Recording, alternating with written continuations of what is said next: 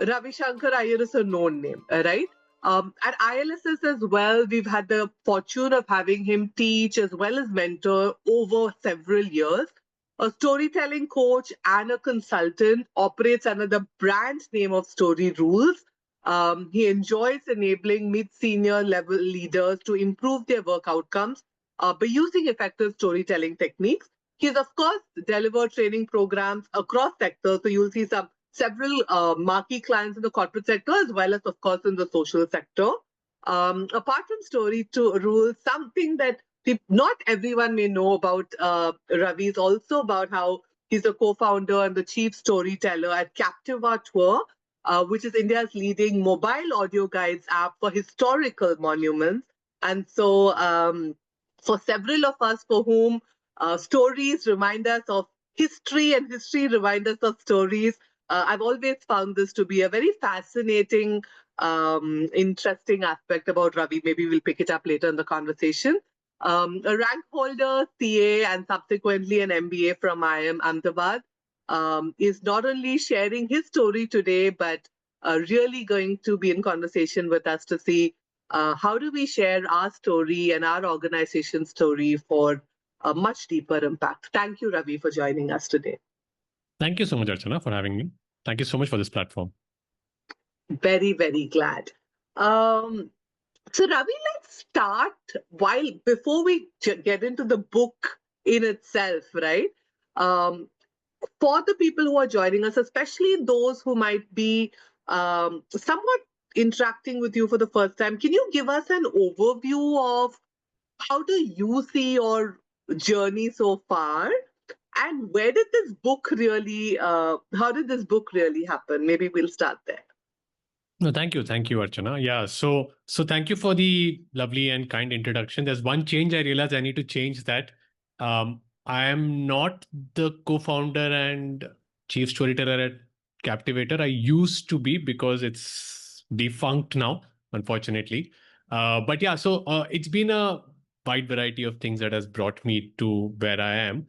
And the common thread I realized was storytelling, right? I realized whether I was doing balance sheet analysis as a CA, consulting reports as a management consultant, trying to get funds for my nonprofit, or trying to tell the story of our monuments. The underlying principles of storytelling were all the same. And this triggered my foray into storytelling as a skill, teaching it as a subject to leaders from 2016. So 9.5 years I've been doing it. And there are two tracks to my work. One track is the teaching part. I've been teaching for corporates and nonprofits, as you know. The second track is the R&D, the learning part, right? Just like ILSS does R&D, I do R&D on storytelling. So I research about it, and I've been writing a newsletter every week for a long time now. I have a podcast where I've interviewed people. So all of this was happening. And somewhere I was feeling that I think now I'm aware of enough ideas and examples of this space.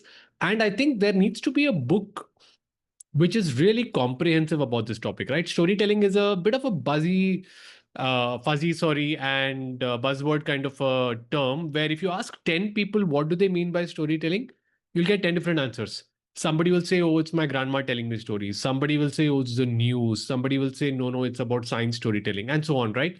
So I wanted to give a sense of saying at the workplace, whether nonprofits or corporates, when you're trying to tell the story of your organization, of your work, there are many techniques you can use to tell that story more effectively, to get that funding, to hire those people, to do that partnership. And I didn't see one resource which had all these techniques together. Maybe there's one book which is great on visuals, but only visuals. There's one book brilliant about human stories, but only human stories. So I wanted one place where all of these techniques could live together. So this is kind of meant to be as a reference book. And I've been studying these techniques and examples for 10 years now almost. So I've been collecting those. And so that I felt ready last year, started working on it, had a blast writing the book. And then, yeah, now we have it out there. So very excited. Lovely, lovely. Yes, as somebody who's been reading it, rereading it, I love how sharp and yet simple it is.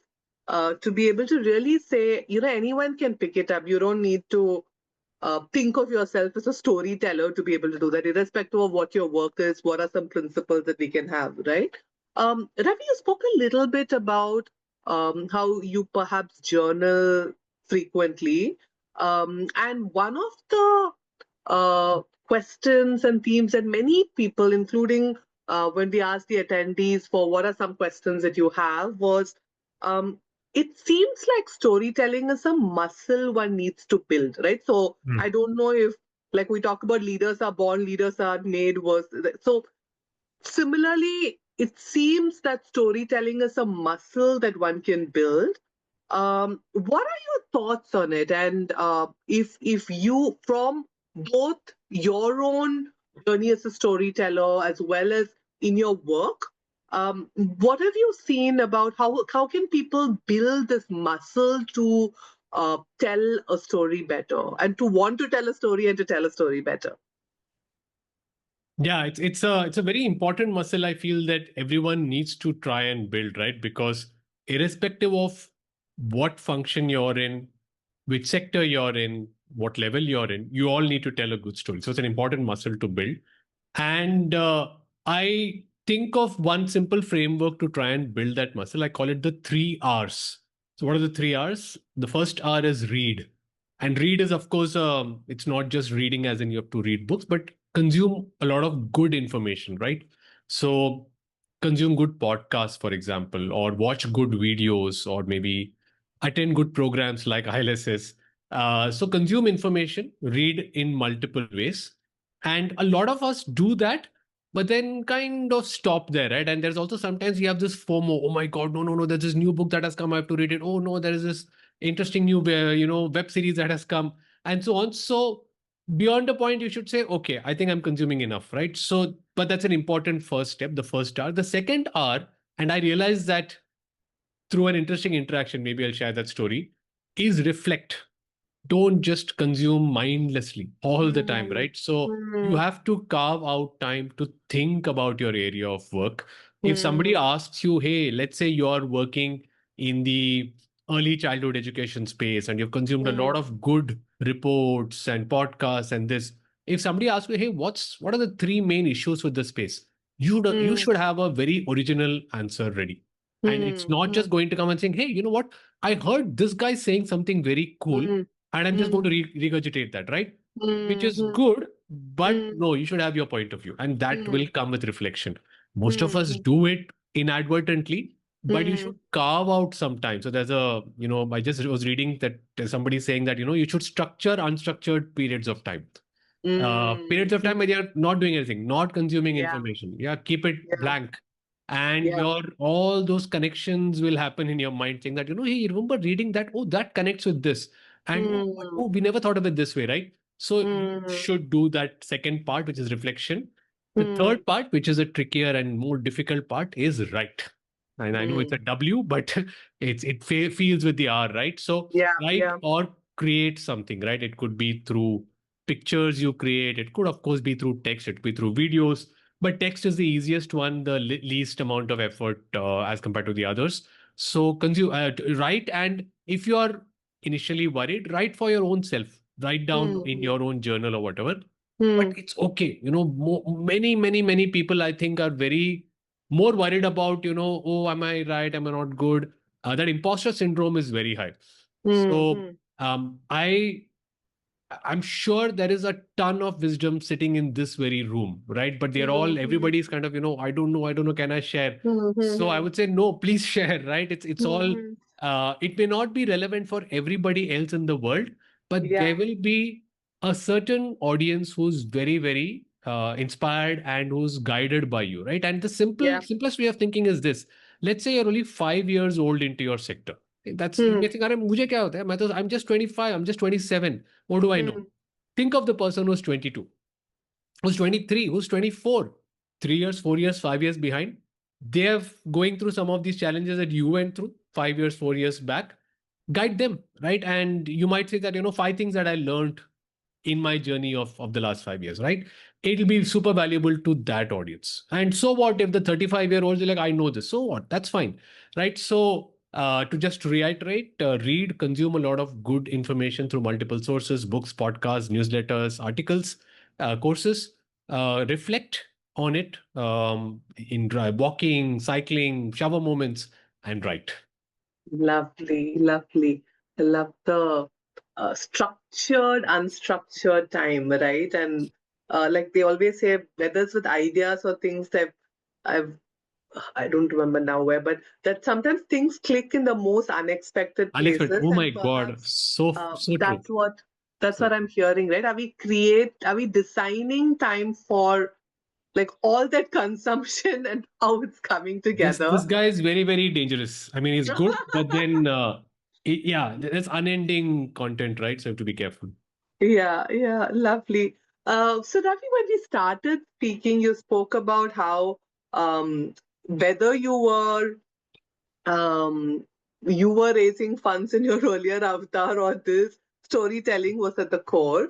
So before we go to some principles that you share in your book, um, what was that those one or two moments for you that made you reflect that, hey, you know what, storytelling is a real game changer, right? So maybe if you can give us a couple of examples from um, from your life, right, in terms of where effective storytelling really changed something for you. And then can you tell us an example of something that you've seen in your work Yeah. with clients around how storytelling really changed, either turned around an opportunity or a challenge or something like that? Yeah. No, sure, Archana. Yeah. So I've seen it kind of time and again, right? And I'll be honest here. I want to kind of make a clear point that storytelling is not a guaranteed win. Like good Of storytelling course. doesn't guarantee good, nothing guarantees outcomes, right? Everything is a probability enhancer Yeah. that by applying the techniques of storytelling, are you guaranteed an outcome? No. Are you improving your odds of getting a good outcome? Yes, Yeah. 100%. That I'm like fairly certain of, right?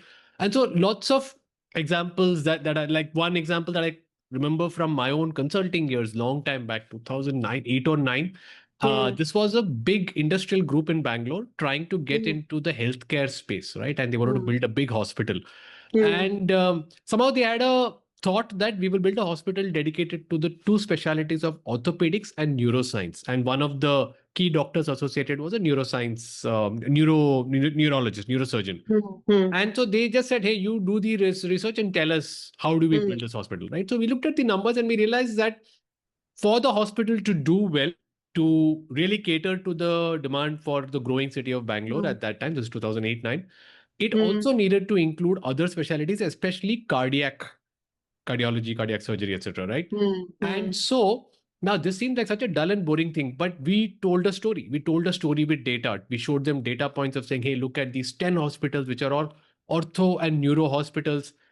They have some restrictions in their growth, in their their reach. Versus look at these hospitals which have orthopedics, neuroscience, they're doing really well, Hmm.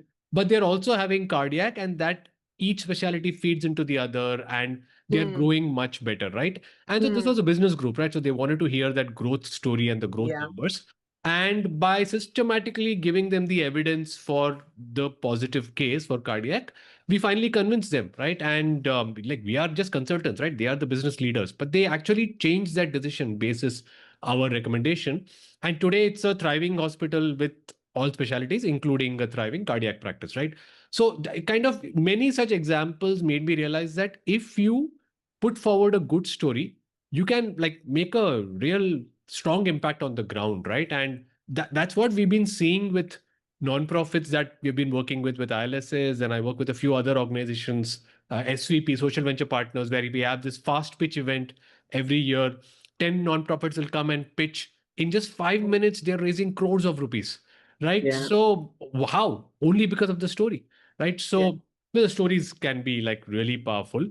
And you I had also asked about examples from outside of my own life, right? So that's my like interest, passion, weirdness that I keep collecting these examples, right, of good storytelling. And honestly, Archana, I'm not necessarily looking at the outcome. Some of Yeah. them may have positive, some may have good, not positive outcome. But for me, like, Yeah. oh, that's a very cool turn of phrase that you use there. Nice. Let me collect Hmm. that. Right. So Hmm. I've been collecting these examples. So in the book, I have covered 300 plus examples of across the Yeah. board, right? So let me share a Yeah. few of them Yeah. that these are the ones which actually ended up having a good outcome, right? So there's one guy called Nitin Seth, is also a business example. So he was presenting to Tata Steel, the big steel company, and about modernizing one of their manufacturing equipment. It's called a blast furnace, right? So they had done all the numbers. They said, hey, this you $3-4 million to modernize this furnace. If Mm, you do that, you'll have so much more production. If you do that, you'll have so much more revenue and so much more profit, right? And that to me seemed like a great pitch. Like what else does a board want to hear? So he went and asked a communication consultant, hey, can we do something better? He said, just do one more thing. It's a listed company. Try and find their PE ratio, price to earnings mm, ratio, mm, and mm, translate that to a share price increase. So he did that. mm, He said profit will be so much higher, price earnings ratio, share price. mm, Oh, so much increase in share price. And then mm. he led with that doing this blast furnace modernization could give us dash increase in share price. Right now, that audience needed to hear that data point. So he Mm, was mm, being mm. very mindful of what the board member audience, right? They Yeah. want to know, hey, what is going to be the impact on share price, right? Correct. So the Yeah. storytelling principle I thought he used very well there was WIIFY, Mm. Wifi. Yeah. What's Yeah. in it for you? Yeah, You. we're Yeah. doing all of this, but what's in it for you? And I think all nonprofits should also keep that in mind that when I'm telling the story of a new initiative, a new project, of course, there are nonprofit, there are two audiences. One is the fundraising audience, but more importantly, the community, right? The Yeah. people that they are serving. What's in it for them when we are building? Instead of just saying we're going to set up 5 more centers, okay, Yeah. fine. Instead of that, if you say that 500 more children will now become math literate, right? That is a better Wi-Fi than Yeah. just saying we are setting up 5 more centers. Yeah. So, Now, if anyways, you just spoke about that, I found because we often hear about what's in it for me. You've spoken a bit about what's in it for you. I also know you mentioned what's in it for us, yeah, right? So, can you yeah, double click on, particularly, let's say, if we take a social sector organization, how yeah. do we use that to bring alive a story and potentially put forward our value proposition? Correct. Yeah. So sometimes it's a story that we are trying to convince multiple people, and we are also part of the affected. So we are trying to convince people that, hey, we need to do something about Delhi's pollution. What's in it for us is that we'll all breathe cleaner air, right? Yeah. Unfortunately, I'm that smiling story. because that was the first example that came to my mind as well. Like, we need to solve Delhi's air pollution for all of us. So, yeah. Unfortunately, that story nobody has been able to tell very Mm, well. But a story that comes to mind that I've also covered mm, in the book is mm, from the US. mm, Fortunately, not too many Indian stories that are mm. available in the public domain. Yeah. So this was in the state of Kansas in the US, and there was Mm, a bill to try and regulate abortion. Right. So the Supreme Court had knocked out a ruling called Roe versus Wade, which had given mm, the option for every woman to go for an abortion. But some states were trying to do a referendum on that. That do we mm, continue to have this freedom for women, or do we knock this off? mm, So you won't mm, have the freedom. mm, And so at that time, there was a group of people who were trying to make a pitch to the people of Kansas, right? mm, And so mm, they try to think in what's in it for us terms, right? And what's in it mm, for us is not just about what's the benefit, the tangible benefit, mm, but what's in it for us in terms of our identity? Identity is at the core of storytelling, right? Because mm, ultimately we are all humans with various identities. I used to be, I'm a CA, I'm a Tamilian, I'm a cricket lover, I'm a Shah Rukh Khan fan, and so on. Right? So many identities are there. mm, So what these guys did was they said, okay, Kansas people have many identities. They're conservative. They're Christian, they're Republican mostly. They've not given a Democrat person for a long time. So they couldn't use any of these identities to make the pitch for saying that, hey, mm, anti-abortion is not, mm, abortion bill should be allowed. So then what did they do? So they realized that one of the identities that Kansas people had was they didn't like government interference. So they used to call themselves the free state, that even during the slavery times they had abolished, even they're not allowed slavery or whatever, right? So So that was a very historic part of their identity. Ki we don't like Big Brother, federal, Washington deciding what we can and how dare Washington tell us what we can and what we cannot do.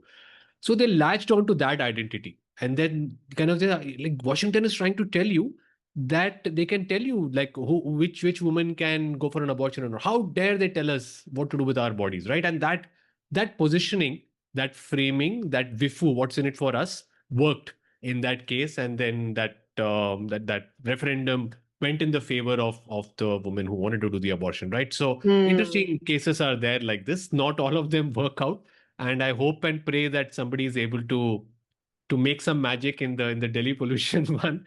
But yeah, Yeah. but what's Yeah. in it for us is a powerful example. Yeah. I'm going to use a bit of my moderator um, role to Privilege. ask you a slightly different question. But Yeah, once I heard Shah Rukh Khan, so I have to ask you this. go ahead. In a country where a lot of our influences in early years are through Bollywood and this, um, are there influences such as whether it's Shah Rukh Khan or things that you've seen and watched as a child and as a young adult that you think you bring to this work that you do around stories? Wow, that's a good question, Archana. I mean, for sure, I guess, because I've been consuming stories from a very young age, right? And Mm, Bollywood was maybe later. Earlier, it was books.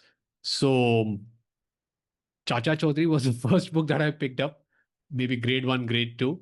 And then you slowly progress, right? Then you suddenly discover there's something called Tinkle. And my cousin sister was amazing. So she had she was about 8 years older to me. So she had collected Tinkles from all the 8 years and bound them and kept them in her house. So I would just go to their house and, be reading all the time. I was like terribly like unsocial as a kid. Um, and so Tinkle, then Chanda Mama, what else was there? All of those, books. And then slowly you graduate to Enid Blyton, Famous Five, Secret Seven. Then from there, all these detective, Agatha Christie, Sherlock Holmes. Then slowly the slightly more adult fiction you kind of read, Sidney Sheldon and Arthur Haley, Robert Ludlum, all of that, right? So I think in fact, now I don't read fiction at all. I stopped reading fiction after my 10th vacation. I don't know. I just overdosed on fiction. So I think that has been definitely a big impact thing that, stories have been a part of it. And then movies. So I've been watching movies from a very young age. And it used to be like a big thing that families go out and, watch movies together. And I would still remember some particular scenes from a movie that, oh, what did they do there? Like, why do I still remember that? So I think somewhere subconsciously, I don't think I've like really thought about this yeah, very clear impact, but it's all there, right? So yeah, even the lesson or the learning for me is that even in a pitch, you may just have 5 minutes, right? You don't need 5 minutes. You need 5 seconds. Five yeah. seconds where you ask such a powerful question that the person carries it for their entire life. I can give you a quick example, right? So Mm-hmm. it's not from a movie, but it's from a brilliant, nonprofit leader called Aman Sharma, who does this, who has a nonprofit called Teach. Hmm. So they have a school for the hearing impaired in Mumbai, and here's how he starts his pitch, right? He starts, I know, as I mentioned, it's for the hearing impaired. So let's say he's all set and he's about to start his pitch. He starts talking like this. Hmm. क्या हो गया? आपको कुछ problem हुई? जब मैं बोल रहा था तो आपको लग रहा था कि आपके माइक में कुछ प्रॉब्लम है, स्पीकर में कुछ प्रॉब्लम है. Sorry, he talks in Hindi, but I'm going to try and Yeah, translate in yeah. English. Did you have a problem? Did you feel that your speaker is not working? You tried to quickly check, where was your computer on mute? Am I on mute? What's happening? It wasn't a pleasant experience, right? If just 5 seconds of trying to listen to someone where you could not hear was so disturbing for you, imagine what it is like to live a full life like that. Hi, I'm Aman Sharma, and we work at Teach, and we help provide livelihoods to people with hearing disabilities. And then he continues, right? So now, those 5 seconds, I cannot forget in my entire Yeah, life, right? So yeah. I think, yeah, storytelling provides you with these mo- the opportunity to craft these moments, right? To Yeah. make that strong impact. And It's not easy to do some of these things, but what I've tried to do in the book is to go into the depth of it. Kar kya rahe yaar? There's some Yeah. contrast that he's using there. He's making you do something. He's making you a part of the story. So yeah, so one is to get inspired by people like Aman and people like many other brilliant storytellers that we Yeah. have. And the other is to try and go into the science of it, saying, like, Thanks. yeah, what techniques are these? Yeah. How do I use mystery? How do I use curiosity and so on, Yeah, right? yeah. So, yeah. I'll actually I'll build on that, right? Because I do think even when in our work with a lot of the social sector leaders, often storytelling is associated with a charismatic leader, sometimes a founder, talking about a story about perhaps a stakeholder who's at the center of the work, and the ability to weave a picture around what could change, right? And yet we know that storytelling, there could be a science around it. And uh, like what you shared, sometimes the graphs can be the best story. It need not be the images, right? So what have you seen around in because you work with so many leaders now, right? In your work on enabling leaders to share the story, what are some ways for them to think about it? Because there is, of course, one way of communicating the story, which becomes the piece. But it seems like communicating the story is only one part of it, right? Identifying these moments. See, there seems to be a process of which that actual, how Yeah. do I say that story is seems like the final picture, right? Yeah, But sure. very often in our conversation, that seems to be the key. So, how do you think about it, and what advice would you offer to our people logging in today? The advice that I'll offer Archana is to buy the book. Sorry. So the advice that I'll offer is that look, one of the biggest mistakes that we all do, and even I tend to do that sometimes, right? Is we think our story is about us. Your story is Mm, not about you. It's not about your organization, not about it's about your audience, right? And mm, including the fact that your audience is on a journey of trying to mm, do something on their own. mm, How can your story help them achieve that journey, right? Achieve mm, or go ahead in that journey.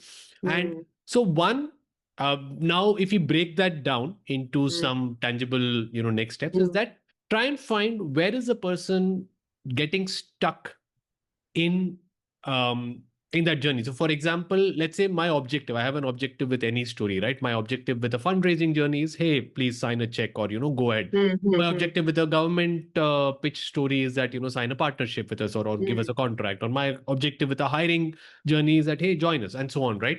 So in mm, that objective, the final outcome is always action, right? You want mm, that person to take an action that mm, will be in their benefit and your benefit. mm, In To reach that final goal of action, before you reach it, there are barriers, and there are four mm, barriers in mm, storytelling. mm, What are those mm, four barriers? Barrier number one is confusion. I'm not mm, even clear, boss. कहना क्या चाहते हो? Right? And often this happens in, if I've seen some slides where people have so much information on that slide, I'm scratching my head and then I'm thinking, भाई करते क्या हो? What do you do exactly, right? So that's not a good place to be. So to beat that barrier, you need clarity, and there are some techniques of storytelling or improving clarity. Barrier number two is, I'm clear. I understand what you're trying to say, but I'm bored here. I'm distracted. My phone is calling out to me because I'm bored. The same thing you're telling all the time. So, how do you make them interested? How do you engage them, get their attention, grab their attention by the throat? The Aman example was a grabbing the attention by the throat kind of a thing, right? So, multiple techniques around this. How do you surprise the audience? How do you make them curious? How do you make them see something familiar? How do you show, not just tell, and so on? So in the book, I actually have the largest number of chapters in this. I call it the make them engaged and memorable kind of a thing rule. So that's a number two. Number three is, yeah, I'm engaged, but why should I care? What's in it for me? Why should I bother about this problem? I'm sitting in Chennai. Why should I bother about pollution in Delhi? Why should I bother about malnutrition in Bihar? Why should I bother? And so on, right? So it's a job of, especially in the non-profit sector. The third question you have to answer for the audience is, why should you care? What's in it for you? What's in it for us if we don't solve this? What's in it for us if we solve this? And so on, right? So that's the third barrier. And the fourth barrier is, look, I get you, I understand you, I'm engaged, I care about the problem also. I don't think I trust you. I don't know why. Right? So, and sometimes it may not be because I feel you're out to cheat me, or it's not that. It's just that I don't know you enough and it's too much, too new, all of that, right? And they may not even say that. It's there in the back of their head, right? So a good storyteller tries to find out, where is the person stuck, where is the audience stuck in these four barriers, right? And sometimes it will be a combination of multiple things. And then you're basically trying to use the techniques of storytelling, relevant techniques of storytelling, to cross that barrier and get them to reach where you want them to reach. Yes, definitely. I'm going to actually double click on the second one, which you also talk about a lot in the book, right? Which is how do we get them to kind of focus, pay attention to us, and really remember what we're trying to say, right?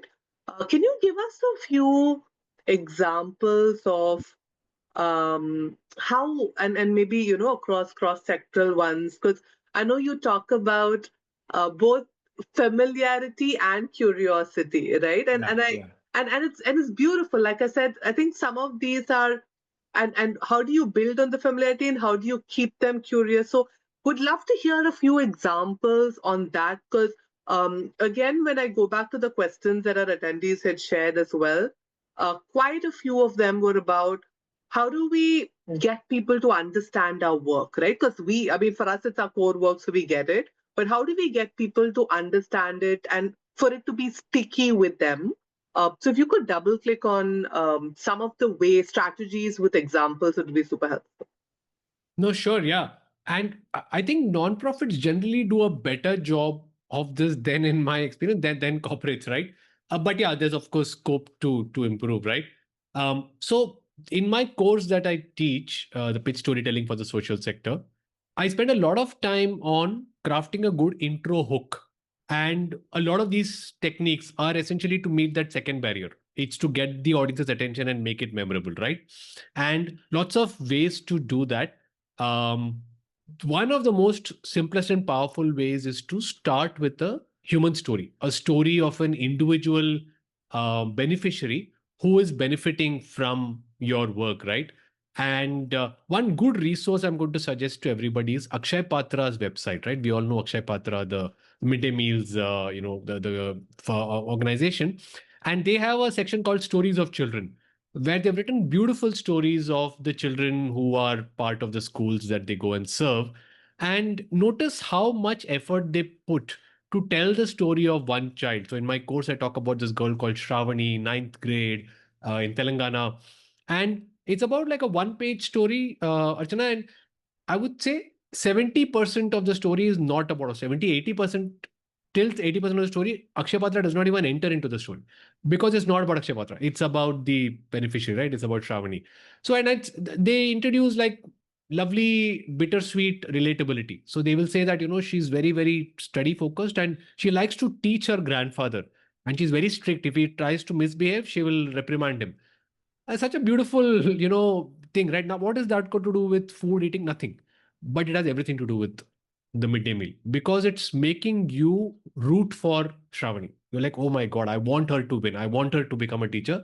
I will support her through Akshay Patra, right? So yeah, so familiarity is there. A little bit of that surprise element is there. A little bit of the emotion also comes in because you care for that. So human stories are good because they pack in a lot of. It's like multivitamin in the world of Hmm. storytelling. बहुत सारा एक इसमें आ जाता है. Hmm. Curiosity is very powerful as a tool that many people use it. So one example that comes to mind is Simply Sport Foundation. Hmm. And what they do is they show three pictures. No, they show two pictures. The third is hidden. Picture Hmm. of a guy as an athlete. Second picture of the same guy getting an award. Third, they ask, can you guess what is he doing now? So they don't Hmm. say, they ask you to guess. They make you curious. Most people Hmm. say, Acha, he's like a coach or is Hmm. continuing to Hmm. do his athlete work. Hmm. He's a security guard. Yeah. Hmm. So now that surprise between Yeah. what you expected him to be versus what he really is Yeah. immediately grabs your attention. and we want to know, oh, what can I do to What solve can I? this problem? Hmm. So Hmm. so that they are using curiosity. So multiple these techniques are there. Another familiarity, another way to do is analogies. So there is this Hmm. organization called ISD, Indian School for Democracy, one of the Hmm. oldest ILSS alumni. And Hmm. they have a lovely analogy at the beginning. They say like just like you've got IIMs for management grads, Hmm. IITs for engineers, NDA for soldiers. What do we have for politicians, for principal Politicians. politicians? We have Hmm. ISD, right? So Yeah. now I'm immediately like inspired that, oh wow, oh that's we need it. Yes, we need it. Oh, Yeah. I'm so glad that you're doing it, and I immediately know what they are doing, right? Especially for nonprofits whose work is a little hatke. We are not Yeah. doing the standard education health. Then you should consider having an analogy at the beginning, right? So, so the course is also a good resource in case people are not there. Maybe Sagar or one of you can just put the link to the course in Of the course. free e-course that I have on pitch storytelling for the social sector, which is a part of the ILSS program. Happy to share it with you all, everyone here.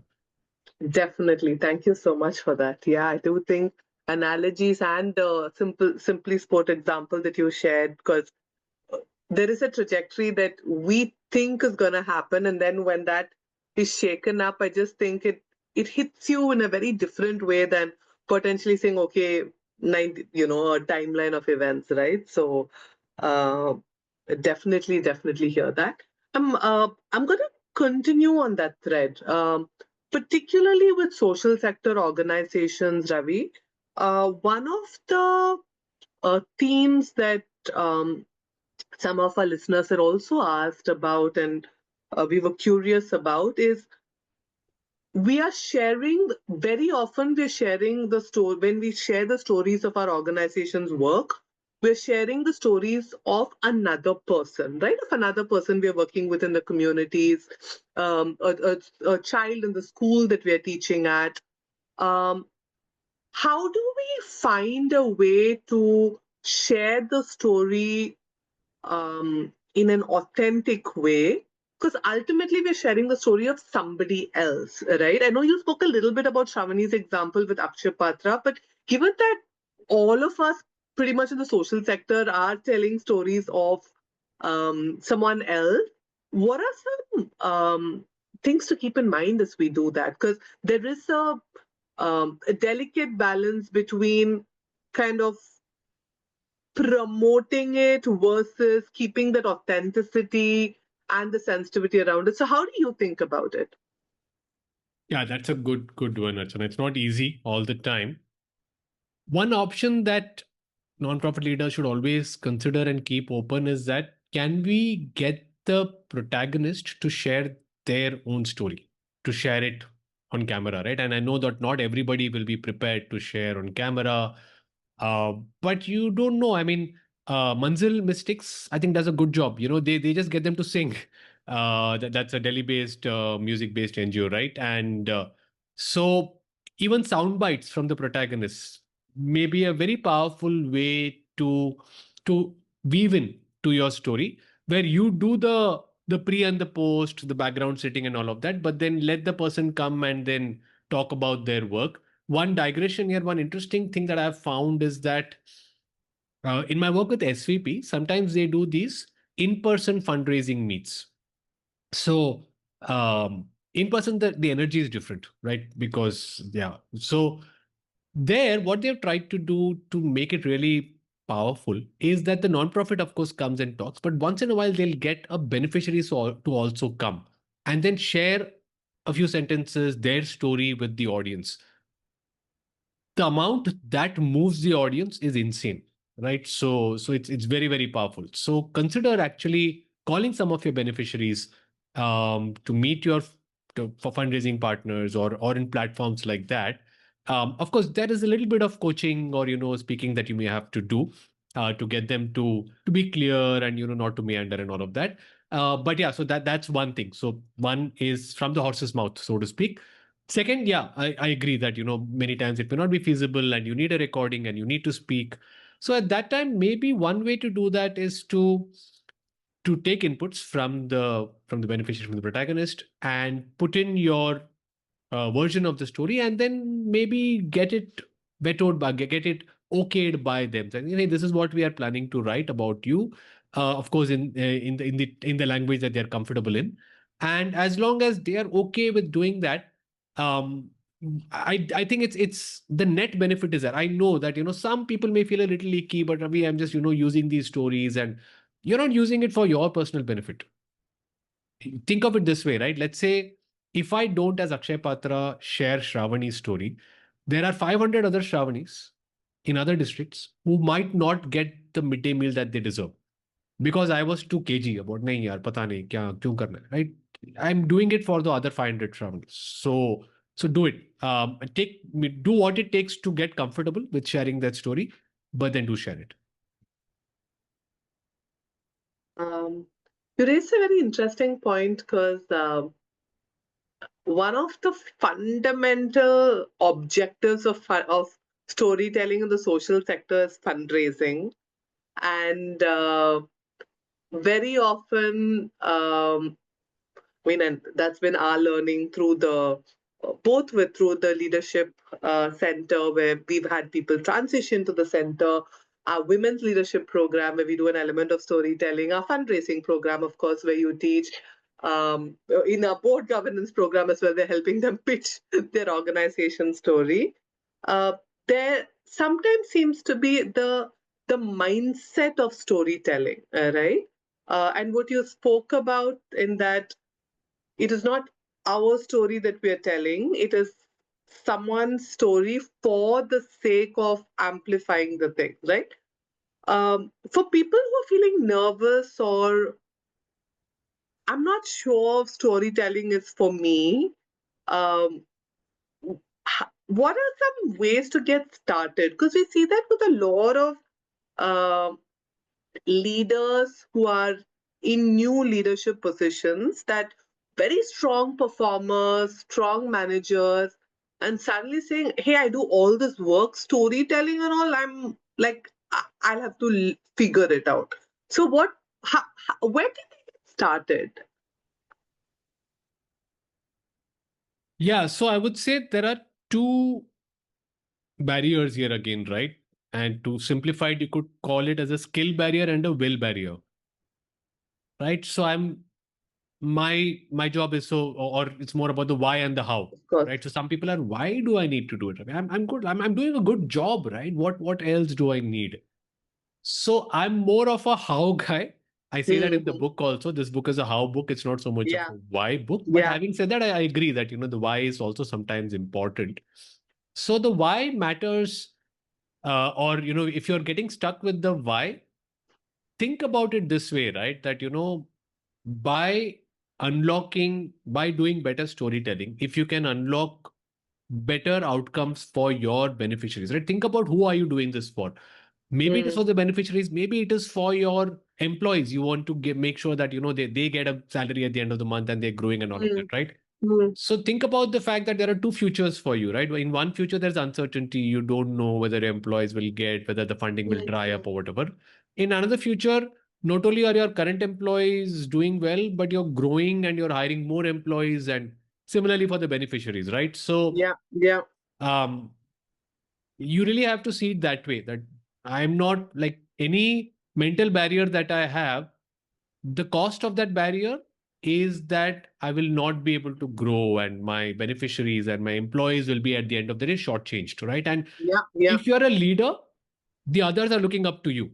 You can't yeah, be like, "ये मुझे नहीं करना है, कोई और कर लेगा." कौन? आप ही हो. You're the one to do the storytelling, right? So at that level, unfortunately, it's of course, it's, in some organizations I know, maybe if the CEO is really charismatic and they do it, but then at the end of the day, funders talk to everybody, right? And yeah, funders do not be like, एक यहाँ पे तो सिर्फ एक ही है जो करता है, बाकी yeah, लोगों का पता नहीं, right? So you don't want to be in that position where you're all dependent on one or two people with the charisma to do it, right? And yeah, you don't need charisma for this. That's one of my yeah, pet peeves. You don't need charisma. You need effort. You yeah, need practice. So that comes to let me talk about the skill part. If you yeah. are having the will, the skill is learnable, 100% Mm, learnable, right? So mm, there are mm, resources, mm. the book being one of them, Yeah, but yeah, having the resource is one thing. Um, So there's a nice line I quote at the end of from Batman. We talked about movies, right? Ra's al Mm-hmm. Ghul says the training is nothing, will is everything, the will to act, right? So you Yeah. read all these resources and all of that is good, but you have to practice, you have to try it out, and it may not work, it may fail, that's okay. So one thing that really works is rehearsals and practice, right? So Mm-hmm. uh, I must tell you a story of my own. So I've been doing this Mm-hmm. for 9.5 years now. Generally, Archana, you put me in front of an audience, I can talk. Now I Mm-hmm. don't need too much preparation, right? For this, of Mm-hmm. course, I some broad thoughts, right? But these questions are all over the place, right? So I don't have any answer. So I'm just Yeah, speaking off the correct. cuff. Mm-hmm. But just today afternoon, I had an interview with a TV channel, and it was recorded today. It'll be telecast Mm-hmm. later, right? There, there aren't any takes or whatever. Of course, it is not broadcast live, but there's only pretty much one take, right? And I realized that I can't wing it. I can't be like, huh, they ask me a question and I will broadly make up the answer as I speak. No. So I actually wrote down the answers with a clear hook, with a clear meat, with a clear closing. Whatever I teach, I kind of practice that. But then I practiced it.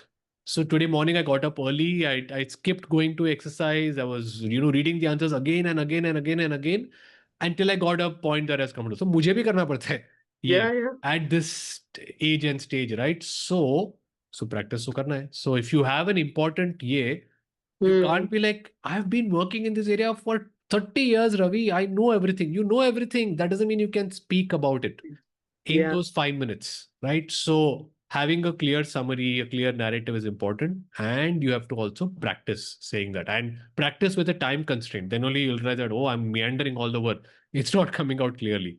So yeah, so you have to work on both on the will and the skill. And both will help you hold you in good stead. Lovely, lovely. Thank you for sharing that. Since you spoke about um, not just thinking about the story, but actually practicing it, right? There is storytelling at an individual level. And since you mentioned Akshay Patra as well, seems like there are some organizations where there is a culture Correct. of storytelling, right?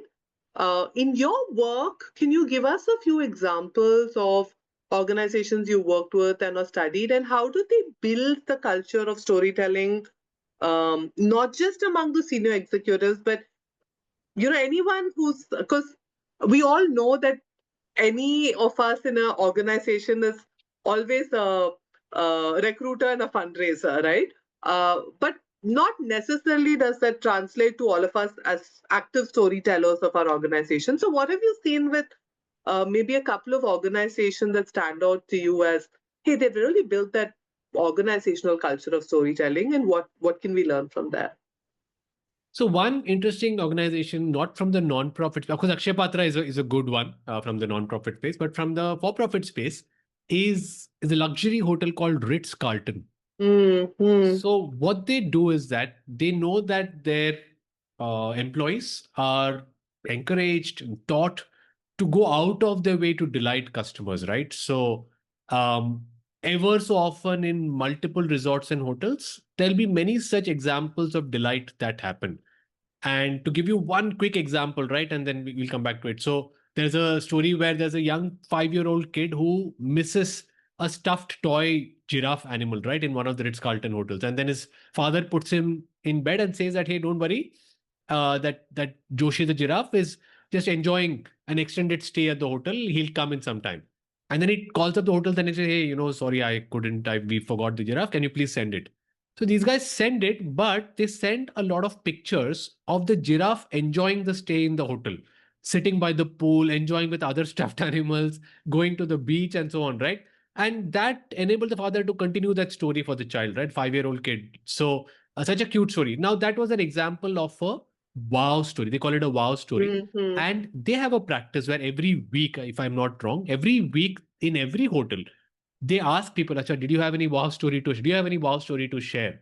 Right. And then they collect these stories from all across hotels and then they all bubble up and then some of these become famous, right? So I'm not saying every week, but on a regular basis, right? So if you're a non-profit, um, two, three things that can be done, right? When you have these monthly reviews or whatever, apart from the numbers that you're talking about, ask people to share. Hey, any beneficiary story to share. What happened? Hey, that guy, we gave him this funding for his for his farm. How's he doing? Go and find out. And try and build that skill of crafting that story. Just finding out, oh, he's doing well. What does that mean? Where was he before? What is he doing now? What is the contrast? What is the improvement in outcome? Put some numbers there. So start putting some of these in practice. And it may be just maybe you're getting 3-4 stories a month. एक भी मिलाओ तो बहुत है, right? 12 stories a year, gold, right? Because these are all repeatable stories. I've been using that Simply Sports story for 5 years now, and it won't go out of fashion, right? Because it's such a powerful idea, powerful example, Aman's story, and all of those, right? So think of having some process to collect these stories of magic that are anyways happening in your organization. Maybe designate one person to just call up beneficiaries and ask them, or your field staff anyways, they're going and talking, and ask them that also go and find out these things and share something with us. You may just need one resource in the main office to do some crafting. That story has to be crafted well, written well, right? So Mm, somebody who can write reasonably well is all that you need. And then, mm, yeah, then you kind of, share these stories. Everybody feels good. It's a great fundraising resource. Not just that. Another thing that I would say, please don't think of fundraising as saying, I will get my 5 minutes, I will wow my audience, done, check signed. No. Trust is not built in a 5 minute interaction. Trust is built slowly, drip by drip over a period of time. I will not get wowed by one Akshay Patra story, right? When I go to their website and see so many stories, wow. And I'm not I'm not signed up for the newsletter, whatever. I'm sure they have a newsletter or some social media.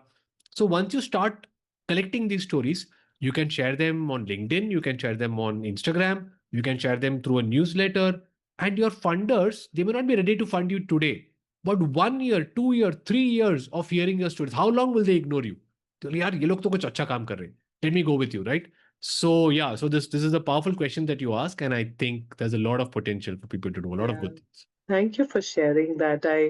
Yeah, in my interaction with particularly Akshay Patra as well, I see there's so much of deliberate thought in that. So one of the trivia that I learned was about how um, in their leadership team, that whenever they travel, that they have a recommendation that they wear the organizational t-shirt, because ultimately then it gives you an opportunity to start sharing the story, right? It's always been fascinating. Whenever we share Akshay Patra example with our participants, one somebody will ask a question, but it's Akshay Patra. They have so much budgets. I'm a 2 crore organization. What can I do? Um, what is the cost implication of this, and what are those things that are low cost or no cost that any of us can do? So honestly, it's just the time. There is no money that you are actually spending, right? It is the time that the leader is trying to spend on asking key any good beneficiary stories to share. It is a time that you're asking the field people to go and hear and what is happening. So I don't even think Akshay Patra is spending. If you are trying to make a video of Mm, the story, that is where the cost implication comes. I'm yeah, not saying do that, yeah, right? You can yeah, just text is not at all expensive. So yeah. posting on LinkedIn, no cost. So yeah, time, I understand. Time is always as a constraint to Mm, everybody. And but I think it's such an important element of what you do. And again, there is no thing that, oh, either you spend 0 hours or you spend 100 hours a month. It's not like that, right? You start with, 1 hour of a month, 1 hour a week, if maybe some small amount of time where you just start asking these questions and you start spending some time on, building these skills. And a lot of this compounds, and it doesn't have to be that, oh, the leader is doing everything by his or her own, right? So you can, some of these skills are very much doable at people across levels. that's So I beautiful. don't Yeah. think budget should be a constraint. Thank you for clarifying that, right? I think it's an important one that actually, yeah, unless you're making these fancy videos, a lot of Yeah. it you can pretty much anyone can do it. And which is what your book also talks about, right? It's a toolkit that you can take, and it's like how with cooking, I always say there are some people who are like, they don't know what they put in, and then there are people who cook by a method, right? And I think your book very beautifully talks about the method of storytelling, right? To say, hey, you can dissect, you don't need to, you can start anywhere, right? And you'll find some ingredients to be able to piece it together to do that. There are a set of very interesting questions, and so I'm going to pick up on some of them. Sure. Arundhati asked a question around, can you share some don'ts to keep in mind while telling a story? So I think a lot of the rules that I talk about, there are 4 rules: make them understand, make them pay attention, remember, make them care, and make them trust. The don'ts would be the opposites of each of these. And so like every chapter really can potentially have a don't, right? For example, there's a chapter which talks about make it clear for the audience. The don't is that, don't drown your audience in information. Don't be like, oh, I've got this monitoring and evaluation report and it's got like 10 columns and 5 rows and rich data. I'm just going to dump it on my audience. Don't do that because you will struggle to understand what you're trying to say. Don't bore them with stuff that they already know. Give them something new. So yeah, I think the shortest answer, Arundhati, is that like it'll be a very long list of don'ts, I guess. But don't fail to read. Don't fail to ignore my book. Yeah, did I was that too many? I'm confused. But we got Too it. many Basically, read the negatives. book. Okay, yeah. There are too Don't many. ignore my book. Yeah. Yeah. So. Incidentally, there's a similar question from Suniti, which is how much is too much, right? Because sometimes as a founder, when we're building something, she shares that there are so many things to share. Yeah. And some people suggest light slides, some people say visual appeal, some people may be looking for numbers, so many inputs. What's a good recipe, Suniti asks. Yeah, so I mean, in fact, you answered the question in a way, Suniti. For me, that answer is the 139 story spine. There's a chapter I dedicate to that. It's one of those that may seem like a very boring consulting kind of a framework. It is the engine of my work, right? So I don't do too much of that in the nonprofit work. In the corporate work, oh my God, it is so important. So for the others who don't know, right? So the 139 story spine is your attempt to condense anything that you want to say. You may have like 100-page report, you may have a 50-slide presentation or a 2-page email. Can you condense all of that into a 1-sentence summary? Can you then elaborate that into a 3-sentence summary and then further into 3-9? If you can do that, what it forces you to do is to really distill your story to its essence, right? And it works especially well for reviews, but it can also work for fundraising pitches, or for any proposals that you're sending out, right? So because you have to whittle it down to the essence, right? You have to have the good content and no fluff. So I would say that is important. And the connected point, for Suniti, as you rightly ask, is that it has to depend upon the audience. So some audiences are number heavy, number driven. You may have to give them that. Some are more emotionally driven. So your 1-sentence summary should have that element coming in. So, but when time is a constraint, that's the best way to take care of it. So the good thing about the 139 story span is it has detail. It gets into the 9. It has the 9 threes are 27 into 381 and so on. So depending upon how much somebody wants to go in, you can go more deeper, right? But you always have the opportunity or the ability to start at the top. In fact, Shivaranjani's question's also an extension of this, right? Which is, how do we balance between emotion slash this and data in a story?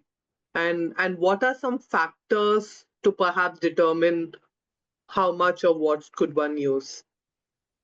Very audience dependent. There are some audiences who are very, very emotionally driven, especially when I see these in-person fundraising pitches to a large audience in a Kolkata or Bangalore. Emotion generally strikes better. Data is important. Data gives you credibility. Emotion gives you care, right? The people are like, they almost make that decision saying that, oh, wow, I'm blown away with this. what you made me feel right now. Now I'm just going to do a check that do you have the numbers broadly in place, right? So that balance is super important, and usually you start with some emotional hook, right? So attention grabbing and emotional hook, and typically it's a story, and you also end on that emotional hook piece. So if you say that, hey Shravani, she needs this, so once you've finished your entire story, you say, and please join with us to make sure that the thousands of Shravanis in India are not wanting for their education just because they couldn't get a midday meal, right? So you're bringing it back to this, Mm. and a lot of the middle will have the data points on saying that, what is the impact, how is attendance increasing, how are grades increasing, and so on. So there's no one answer that, Of course. 55% emotion and 45% data, Yeah. audience dependent, but yeah, that balance is kind of, Yeah. you need to figure it out. Really based on the audience is also what I'm hearing, right? That's beautiful. Sohini had a very interesting question. I think she knows. She says, "Hey Ravi, it was great seeing you again, and always wonderful to hear you speak. You're so clear and succinct, which I completely agree." I had her quick question is, what are effective ways to speak impromptu in a conversation? And we often talk about whether it's when you run into people, suddenly you meet a funder at a conference, and this is what a lot of people say. I met them and I didn't know what to say to them. How can make one's thoughts sound structured and coherent in the response, especially when there isn't time to prepare? You're sitting, you turn around, and then you realize this is a potential funder. What could be ways to speak impromptu and make it structured? First of all, pray. Second, you must wing it. No, sorry. Okay. So I've heard this comment by, I think, Mark Twain. It's attributed to multiple people, where he says that it takes me a good 3 weeks to prepare an impromptu speech. It's difficult to do this, the impromptu business, right? And a lot of the answers I'm giving now are impromptu. The only reason I'm able to do that is that I've been doing this for many years, right? So if you really know your sector and your this, it usually comes.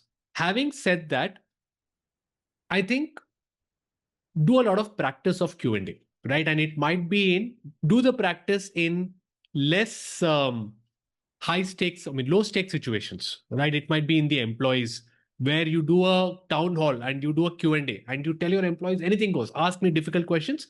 Of course, about the sector or about this, right? And you might be surprised at some of the questions that I don't know, what do I answer to that?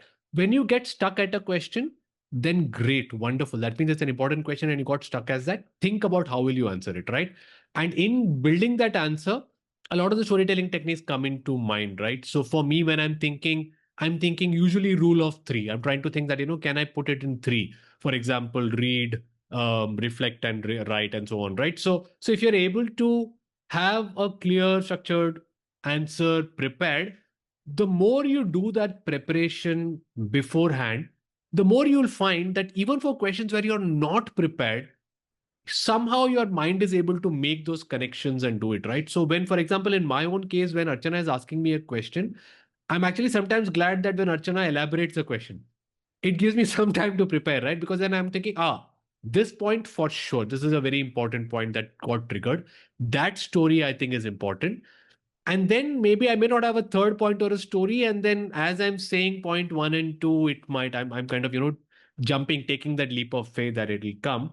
But with practice, you'll realize that at least one good point comes, right? And one good point is good, yeah. You don't need like, oh my God, that answer has to be complete and comprehensive and it has to pass that SAT exam as an year. So one good point is better than like 10 random unnecessary points.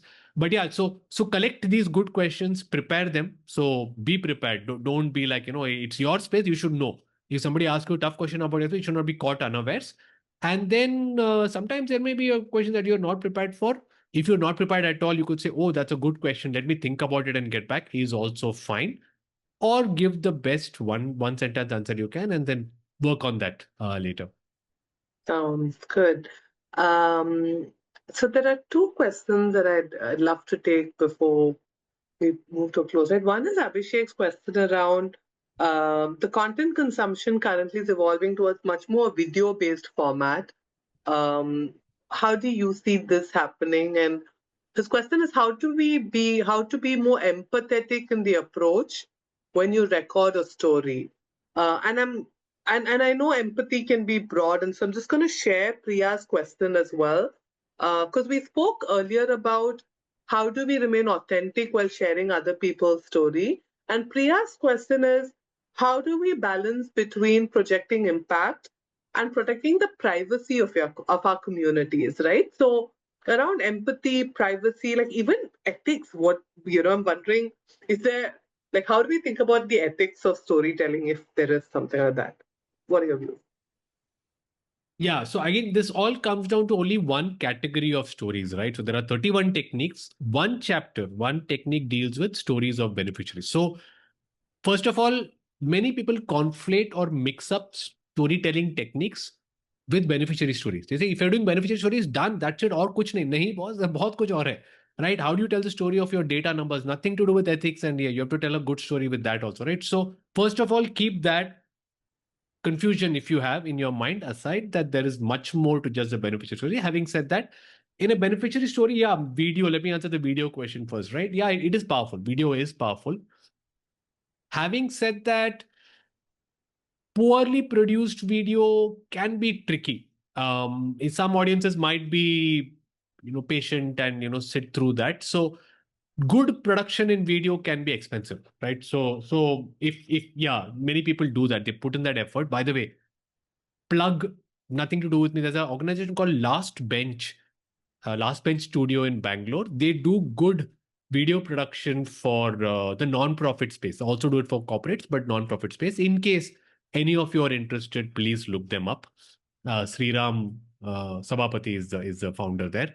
But yeah, video is powerful. Having said that, now what you can do is that when you're sending pitches to your audience, right? Instead of sending a PDF, why don't you send a video, recorded video, right? It's the two, three advantages, right? One, you can keep it very text light. You can keep it very image heavy, right? Because your voice is there, your words are there. Two, it's not just people are reading and trying to imagine the speech, right? You're speaking, your passion is coming through, your emotion for the people are coming through, right? So the multiple software are available to record your screen and then and talk, right, and send a video. So I think that's one powerful thing for the video. On Priya's question, yeah, I would agree. Privacy is important. So take explicit permission wherever you feel that you're sharing pictures, etc. Where you're not sharing or where you're cagey, or of course, in some sensitive areas you don't want to share pictures, then you can use stock images, you can use AI generated images. Of course, change names where you don't want to. But I would say doing all these changes, right? Then I would still say it is important to share these stories, because by sharing the story, if you are able to move an audience and get the outcome that the community deserves and requires, then by all means do it, right? And don't have to cross any privacy lines. So it's possible to do both, to maintain privacy, to maintain the empathy while meeting your fundraising and other objectives.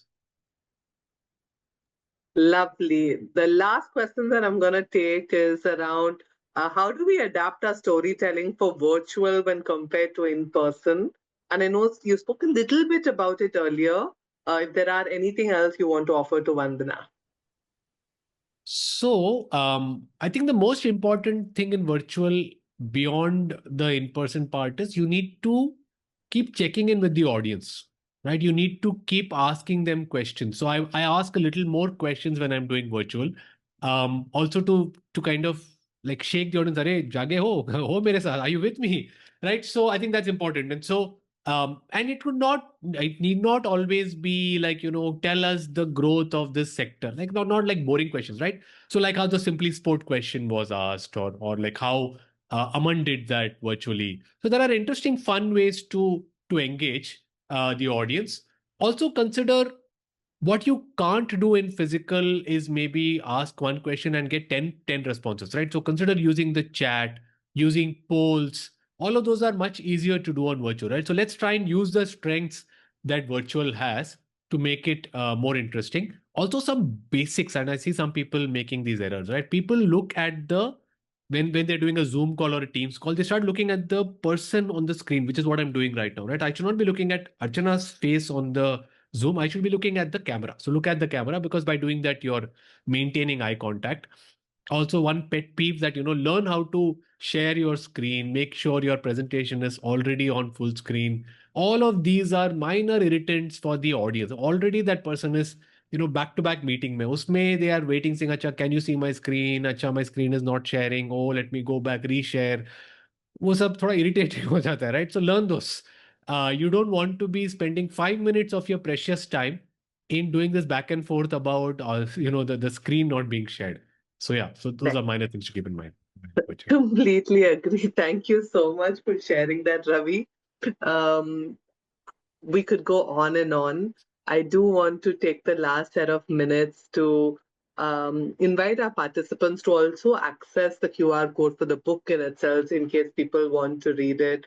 And talk a little bit about our, I know I spoke at the start about our leadership program and the conference, so do want to just quickly share that, and then we'll open it for you for final closing remarks. So if you just go to the earlier one, there is, I'll start with the book that, if you just go to this. So here's the QR code. You can also Google search. It's on Amazon.